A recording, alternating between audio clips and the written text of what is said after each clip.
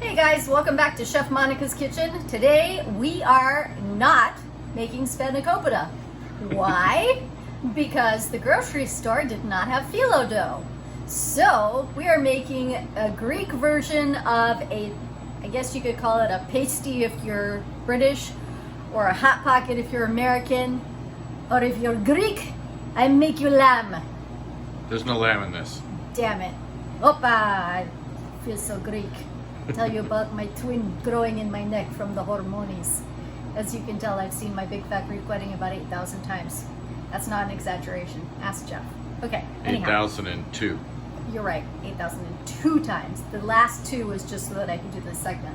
Okay, so this is the filling you would use for Spanikopita, which basically means spinach pie. So at some point later, we will show you how to fold the phyllo dough for that. But since we don't have phyllo dough, this is code for phyllo dough. We're going to do this in puff pastry because we did find puff pastry. So we're going to make it kind of like a combination French/Greek, which makes it a fique or Grinch, whichever you prefer. Okay, enough of that. So in my pan here, we're going to go ahead and add some olive oil, about 2 tablespoons or so. And to that, I have 1 sort of medium-sized onion that I cut up. I have 1 pint of grape tomatoes that I quartered. And then I have about, that was I think 4 or 5 of those garlic scapes, which I've spoken about in previous segments, but I'm using them again because we still have some from the farm. You could also alternately just throw in a few garlic cloves. So we'll get all this in the pan. And then we're going to transfer this over to our heat. And we'll put this on sort of a medium heat, medium high-ish, give or take. Okay, come on over. Watch me make magic. Okay, so we're doing this filling ahead because obviously it needs to cook before we actually stuff the puff pastry. I do want to season this with a little bit of salt, not too much because we're using feta cheese and feta is extremely salty. Fresh cracked pepper. We're gonna do a little bit of garlic powder, even though I have some garlic scapes in there. I just want to add a little extra garlic. Because how can that be bad? Our smoked paprika, about a teaspoon or so. I'm gonna do a little crushed red pepper for heat. You could also use harissa paste if you had any. Whoa, that was a lot. All right. It's gonna be a wee bit spicier than I thought. Just the way I like it. To wake you up.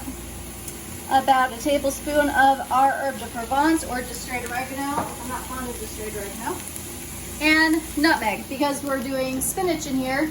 As we've said many times before, green leafy vegetables always use freshly grated nutmeg. I know we repeat a few things, but it's good to remind you. A lot about cooking is just learning certain patterns and habits. Now, I'm going to take, let's see, this is 10 ounces of fresh spinach. If you wanted to, you could use frozen as well. Talented man can stir pot and do photography at the same time. Actually. That is very impressive. Okay, so we're going to stir this real quick. And then I'm going to slowly start adding spinach. So 10 ounces of fresh spinach. Spinach, it looks like this much. Here, show them next to my head. No, comparatively. It looks like this much. All of that's going to wilt down to practically nothing in this pan when I add it all in there. Because there's so much water in spinach. So let's see if I can fit that all in. It'll barely fit. Some went awry. Come back. You deserve to be in the pot. No escapees. Okay. I'm going to give this 2 seconds to start melting down, wilting down a little. And I am going to add a little bit of lemon juice to that, just to sort of retain, that was about 2 tablespoons, some of the greenness of the spinach. It is going to turn a little bit brown, as that's okay, because it's going inside of our puff pastry, so you won't actually see it. You're just going to eat it. Eat it! Eat it! I better not do that because it's probably blocked under some sort of property rights. I don't know.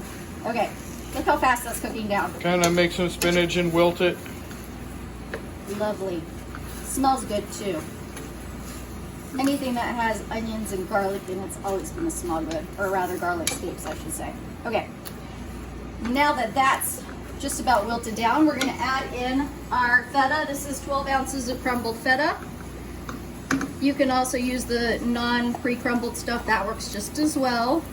It's what is available at the store. Yeah, right now we're kind of doing what's available at the store cooking because it's really hard to find ingredients around here. I don't know about everywhere. Maybe in bigger cities this isn't a problem, but where we are out in the boonies, our best option locally is in Princeton, and the grocery store there is really like depleted of things. So comes and goes. Products come and go. Frustrating. I mean, I get great things from the farm, but that isn't everything. So I just have to sort of work around that, which is why moving forward, I'm not planning menus because I can't promise that I'll have what I want. So it's going to be a little bit like Iron Chef. Chef Roulette. Version. Yes, Chef Roulette, exactly.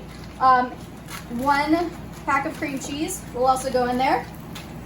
And then basically we are going to cook this down until all the cheese is melted together and with all the ingredients in there. And I'll show you what that looks like as soon as that's done. How long will it take? Maybe 5 minutes. We'll be back. Bye.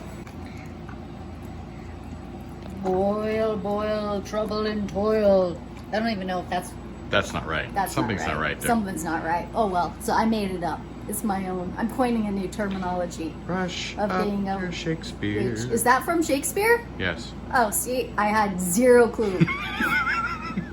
I don't even know the reference I'm trying to make, therefore I'm fired. Okay, way off topic. So this is now done. Now I'm doubting myself. Is it not from Shakespeare? I don't know. If you know, I thought it was the Three Witches. Let us know. So this is all cooked together. It now needs to be taken off the heat and cooled completely. So probably for the next hour or so, because otherwise it will make our puff pastry soggy. And soggy puff pastry is like a wet noodle. Not so good. Okay, talk to you later. Alrighty, so our filling has cooled completely. You can see how much it thickened up here. That's what I'm looking for. Perfect. I took 1 egg here and added about a tablespoon of water and whisked it all together. So I'm gonna set that aside. That's gonna be our glue. And then puff pastry. Puff pastry comes in, you can buy it pre-bought in the store like this. And you'll need to thaw it, which I did. If you wanna be super awesome, you can make it yourself, but you don't have to. And it's kind of nice. It comes like this with little partitions. Couldn't think of the word I was looking for there. And then you'll want to dust your countertop with some flour. And then with a rolling pin, I like to just roll this out, just like this. Flip it over.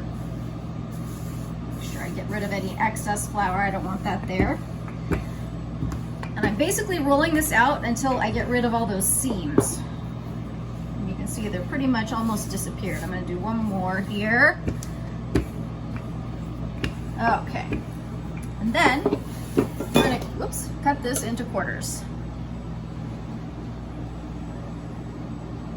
So this is obviously going to be entree size. This is going to be not an appetizer. So we'll take some of our filling, put it in the center of each of our little thingies, pasties, whatever we want to call them. I'm going to say that's about 1/4 cup of filling or so.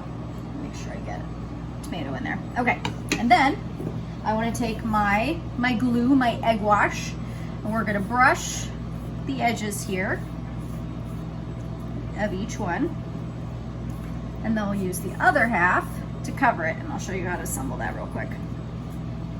So this will make about 4 of these, 4 entree sized ones. What I do is I would serve these when they're done with a little bit of like greens and a light vinaigrette, and then we'll cover this guy here. So there's all kinds of ways you could fold that. You could do less and do a triangle. You could do all kinds of different things. Exactly. I'm just doing it this way, and then I'm going to show you how I seal these. So I'm going to brush this with a little bit more of the egg wash, and then I'm going to fold them up on the edges so that you have sort of pretty decorative edge. Also, it'll keep everything inside from squishing out while it bakes. We don't want them squishing. Okay. So we'll just kind of crimp this like this, and then we'll do the other side just like that, and then fold these guys over on this side just like that. And then fold this guy over as well. So you kind of create like a little shelf, essentially. Do that again. Do both ends, just like that. Make sure you press them really well. Glue them down with that egg wash. Oops, stay there. And then on this end as well. Stay. Look like a homemade Hot Pocket to me. Looked like a homemade Hot Pocket. Perfect. And then we'll carefully translate.